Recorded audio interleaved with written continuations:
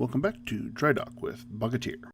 Alright, hopefully you are actually getting to hear a little bit of difference in my audio, and that is because I went out and for a late birthday present, early Christmas present, got a brand new microphone. So I'm sitting here talking into that instead of using my old headset, and just based off what I've heard so far, it is an amazing improvement over what I had. Also, I ditched Windows Movie Maker. There was a sale on Vegas Movie Studio 13 on Steam, pretty much at half price, so I figured, hey, why not? And so hopefully, after I record this audio, I'm going to be sitting down and trying to put together my first video in that. So look forward to the January Drydock episode talking about what a pain in the butt the program is. But hey, it can't be any worse than Windows Movie Maker. That was just... If you're ever trying to do anything more than just editing a family video or something, put on a few slides, trim the video down a little bit, you are just taxing that program to the max. Alright, so what's been going on? First of all, let's take a look at World of Warships. So I managed to miss the Alabama mess. Not that I wasn't paying attention when it happened, I just didn't get the video made while it was going on. And personally, I'm in the camp that thinks that Wargaming actually did put the Alabama out just for super testers. For those of you who aren't aware, the USS Alabama is a South Dakota class battleship, and it was recently announced by Wargaming that the USS Alabama would be a reward ship for the super testers, and the super testers alone. Nobody else would be able to get access to it, which created a small riot, mostly on the North American server, as far as I can tell. South Dakota is a very requested class of battleships, and so finding out that the first one, much less the USS Alabama, which is a very popular museum ship, was going to be super testers only, really rustled a few jimmies. So Wargaming came back and said, no, we misspoke. It's going to be available to everybody. The super testers will get it, and then it'll be put up for sale in the premium shop. And personally, I just don't buy that. I honestly think that they really did intend it for just the super testers, because the initial message that they put out was pretty clear about what they were doing. Only after they saw the uproar that was being caused, as well as pretty much all their community contributors coming out saying it was terrible, having most of their super testers come out and say they didn't ask for this and it was terrible, and seeing all that, they came out, changed their minds real quick. You know, good on them for reacting to the community issues that fast. Good on them for seeing the issues it was causing and reacting. That said, seriously? I mean, how do you do this and not see this coming? I mean, nobody who's been online would be caught off guard at all by the reaction to this. So how Wargaming seemed oblivious that this was going to cause this much of a problem, I don't know. But you know what? It's over and done with, and it's pretty much what I wanted to see. Now, personally, am I going to be buying the Alabama? Probably not. I don't have the connection to the Alabama that other people do, and being born in South Dakota, I'm much more interested in seeing the actual name ship of the class get put into the game.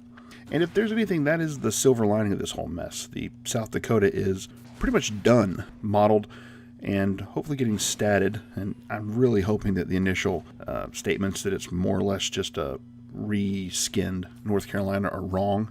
Long story short, South Dakota is modeled and will be in the game, and hopefully it'll be in the tech tree before too long. I'm hoping the tech tree, because if it's in the premium shop, I'm going to have to explain to my wife why I just bought another internet ship. And I'm already expecting to have to do that when they may put the USS Alaska into the game, which is just the most beautiful ship to ever sail the seas. Alright, so what else has been going on warships? Well, the Japanese DD line got split. That was a thing, and I still do not understand it. Supposedly they were splitting it off so you'd have a torpedo boat line and a gunboat line. Yet somehow the only gunboat destroyer in the Japanese gunboat line that has any good guns is the Tier 8. And the Tier 7 is one of the best torpedo boats in the game, and it's in the gunboat line. So, yeah, I don't understand what that was. I'm hoping they seriously retweak everything about the two Japanese destroyer lines and fix it, because I don't get it right now. So, what else is coming? Wargaming just put out a little video talking about what we can expect to see in 2017, and honestly, I'm hoping that that video is mostly the first quarter of 2017, because if it's not, it's going to be a pretty sparse content year. But we're supposed to be getting the German destroyers. Based off everything we've been seeing today, I'm expecting to see them probably tomorrow, which would be December 21st, or at the very latest before Christmas. We should be seeing the German destroyers. Because if there's one thing this game lacks right now, it's destroyers. I kid. I actually like destroyers quite a lot. I've spent a lot of time playing the U.S. destroyers, and I really like pretty much all the destroyers in the game that aren't Japanese. And really, they're kind of interesting looking. Some of them got 150 millimeter guns, which is going to let them do a number on cruisers. Everything from, I believe it's tier 5 up, has hydroacoustic search, which, all things considered, that sounds a lot like destroyers that are meant to go hunt other destroyers. Given the sheer number of destroyers, it's kind of a niche role that's probably overdue. Alright, and speaking of destroyers, we're also going to be getting more Russian destroyers. Again, because that's what the game does not have enough of. So far, we don't have any stats or any information other than the names, which are the usual unpronounceable Russian, so I'm not even going to attempt it. But, yeah, we're getting more destroyers, and they're going to be doing the destroyer line split, which, again, I really hope they don't do it like the Japanese destroyers. Either flesh it out to a full separate tree that goes all the way to tier 10, or let you merge back into the main line once you finish out the optional line, because, yeah, not real happy about the way that they handle the Japanese destroyers. Also, we're going to be getting a captain's skill reshuffle, and I am really looking forward to that. I've got a couple captains right now that are up to, 10 points? Yeah, they're up to the 4th level skills, and I'm working towards trying to get that 5th level skill, and I swear getting that next tier of skill is going to take probably twice as long as it took to get it to the 4th level. The XP requirements are just kind of nuts. And so one of the big things coming with this new captain skill reshuffle is that it's going to go down to just 4 tiers of skills, which is good because it gives you more points to take more different skills, which is going to let more diversity in builds, which is going to let you get more customization, and that is always good. So I'm very excited to see about the captain skill reshuffle. And the good news is that that leak from about 2 months back is apparently being totally reworked. So some of the more ridiculous skills that are going to be in there are not going to be in the actual final skill tree. So very excited to see that. We also got an announcement that they're going to be adding in historic and heroic captains. And this is another thing I'm excited about, because I'd love it if I could put some of these historic captains onto my ships. Hopefully they'll have some kind of special flag or special banner or something, or maybe a decal that you can put on the ship that just lets everybody know that you got the special captain. But also I'm hoping very much that the way that you obtain them is either through a mission or just flat out buying them with silver or something, so that it's available to everybody. I'd hate to see this stuff get hidden behind a paywall, or especially bundled, because, God, that's... Wargaming, stop with the bundles, please.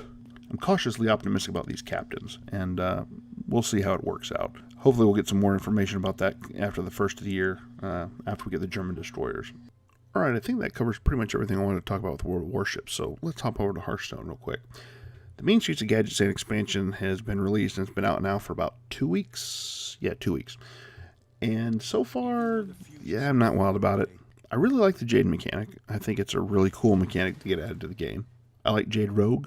I liked Jade Druid when it first came out, but unfortunately, it's gone on to be kind of a super fast combo deck, and the faster the deck, the less I like it. So, Mage, Warlock, and Priest mechanic, which is, I guess it's potions mostly.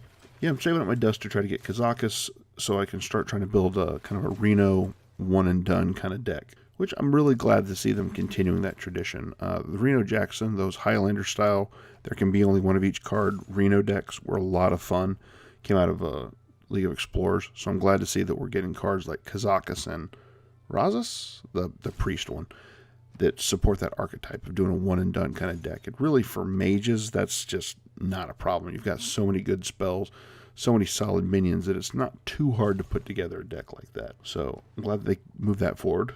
I like the Grime Street mechanic, which seems like something that they kind of borrowed from the Cthulhu idea. And I've had a lot of fun with that, because you can make a Dragon N'Zoth Grime Street deck for a paladin. And I love it. A lot of different synergies. And the Grime Street's really just kind of a nice big benefit to where you can make all your other minions huge. Sadly, the Grime Street buffs don't carry over, so when N'Zoth resurrects them, they don't have the buffs. But really, if N'Zoth resurrects 3 or 4 Death Rattle cards, who cares? Game's over.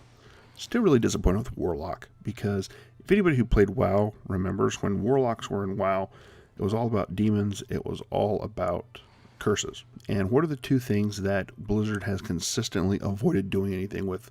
Yeah, demons and curses.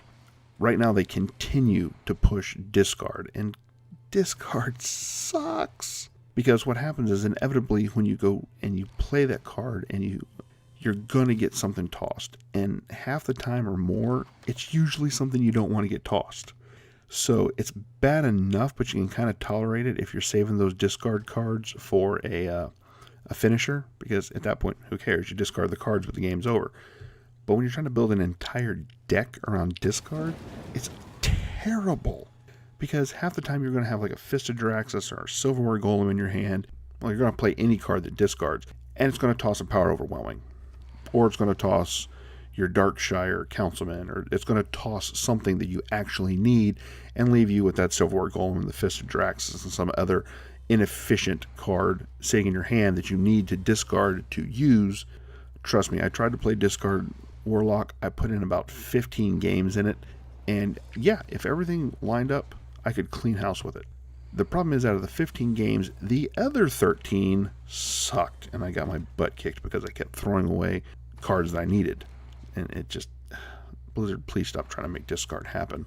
Print a good number of demons, print some curses, get warlocks back to being what they are. Because the worst part is, right now, if you want a competitive warlock deck, you avoid most warlock cards like the plague. Yeah, go figure. Anyways, I guess right now we're just going to have to see how the meta shapes up. But I'm starting to see where it's headed, and it's not that great. Oh, I completely forgot to talk about Dragon Priest, which I like. I've got a Dragon Priest deck, and I'm really enjoying it. It's a really cool deck to play, and I'm about 90% certain it's not going to survive Blackrock Mountain rotating out. So if you're playing Dragon Priest, get it out of your system right now, because in about 4 months, pretty sure it's going away. So anyways, that's Hearthstone. Moving on, Civilization. I finally just finished my domination game. Like a doofus, I do this with all the Civilization games. I eventually get it in my head. I just want to do a domination game. I don't want to mess with stupid culture or science or any of that other garbage. I just want to go out and crush people. And so I set it to a huge map with a ton of other civs. I set it to domination victory only, no time limit on turns, and it took forever. Ugh, I always forget about this because I do it, and it's a lot of fun initially because you don't care if other guys think you're a warmonger. You are. The problem is that once you get past that tipping point, once you get past the snowball point, when you're going for other victories, at that point you can just beeline for that victory condition and end the game pretty quickly. But if you're playing domination, you reach that tipping point and you still got to go out and conquer the other 2/3 of the map that you haven't taken over yet. It gets tedious. And just because I wanted to finish that game up, I kept at it. It took me forever. In fact, that's the footage that's playing right here. This is me finishing off China. Call me a warmonger again to my face. Also, turns out if you're playing a domination game, the buggy AI doesn't really matter because they're going to hate you anyway, so whatever. You can just steamroll them, and the AI being off its rocker just doesn't matter, which is nice because they've put out a patch to improve a few things, but the AI is still off its rocker. Unless you really absolutely have to play Civilization, I'd highly recommend that you wait.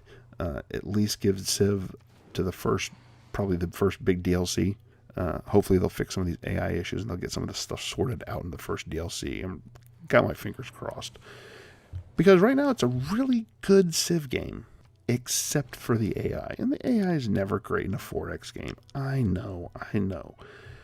But it could be better than this. And so really give it to the first DLC. Hopefully we'll see some additional civilizations. We'll see some AI improvements. But I really like it.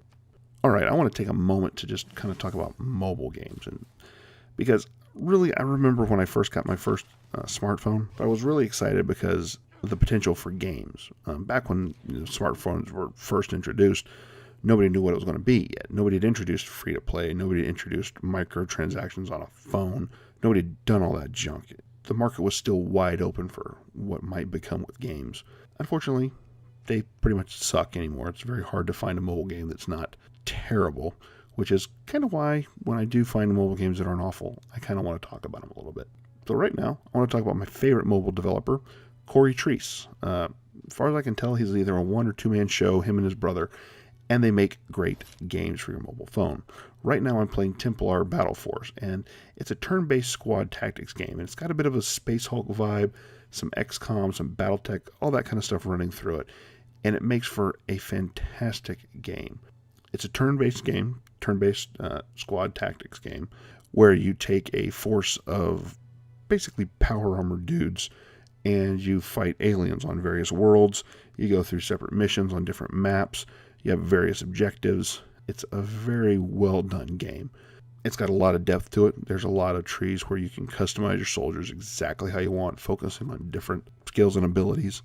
And since you have a big squad, you can kind of pick, well, I want this guy to mostly focus on area denial. I want this guy to focus on single target destruction. I want this melee-based guy to be good at taking out swarms. There's just a lot of depth to this game.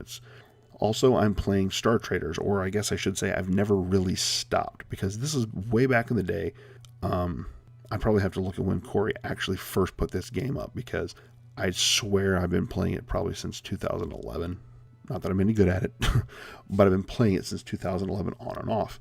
If you're like me, you've kind of always wanted to get one of those games where you have a starship, you have a galaxy, and then what you do with it is up to you. You can go off and be a pirate. You can go off and just trade for resources. You can get involved in wars, hunt bounties, do surveillance, blockade worlds. You've kind of wanted one of those games. This is that game. The interface it's all 2D map based. It's not a 3D game, which means it actually is a good thing, because it means it'll play on any phone and it doesn't tax your battery. I can play Star Traders all day, whereas some other games would just wipe my battery out in 45 minutes to an hour. I'm looking at you, Pokemon Go. So Star Traders is very good. I like it a lot, just because I can hop in, I can play a few for spin 15 minutes. I can spend an hour if I really want to. Running my ship around, doing various missions, working on getting in good with the various factions that occupy space, and just enjoying myself. And the cool thing is, the Star Traders universe is also the same one that Templar Battle Force occupies. Corey has kind of a shared universe going on there that's a lot of fun. That he's got some lore. He's got putting some thought into the setting. It's not just a good game mechanically. He's also trying to build some backstory for it there. And he's also got a 4X game set in the Star Traders universe, which I have purchased, I just haven't played. Which brings into the next part, and probably one of the best parts of this. These games are not riddled with microtransactions and in-app purchases. There are a few here and there, but they're very few and far between. In general, you pay your upfront cost for the game, and by the way, Corey has demos for all these games up on his Play Store, which, by the way, I'm going to link the Play Store, the Steam page, and the Apple App Store, whatever you'd call it, those pages up so that you can check this guy out if you want to. You go in, you pay your about $3, you get the full game, and that's it. There's no microtransactions trying to suck the money out of you by putting up paywalls, by putting up timers, by putting up all this other crap that all these mobile games will come up with. No, you pay your $3 up front, you get your game. It's fantastic. I love it. All right, so I'm going to put down the links to his store in the video description. Please go check him out. Download the demos. They're free. They give you a ton of content, and best of all, once you install the full game, you can just copy over your saves from the demos so you don't lose any progress. There's no danger in this. You're going to get a really good game, and it costs you nothing. Oh, by the way, also, the games need hardly any dependencies. They're not going to ask you for your contacts for your phone control. They're not going to ask you for internet access. They don't need permissions. Go figure. Very much worth your time. Really like Corey. Eager to see what they're going to do next. Oh, these games? Yeah, Star Traders, that has been out on the App Store for years, is getting regular updates about once a month. In fact, I just got an update to the game about 4 or 5 days ago. Added more ships, made some tweaks to the gameplay. Just, the guy supports his games. Show him some love. All right, I think that's going to conclude it for me. I think I've rambled long enough. If anybody is still here listening, I gotta wonder what you're doing with your life. Anyways, I think that'll give my Yeti a good workout, so I'll see you guys next time.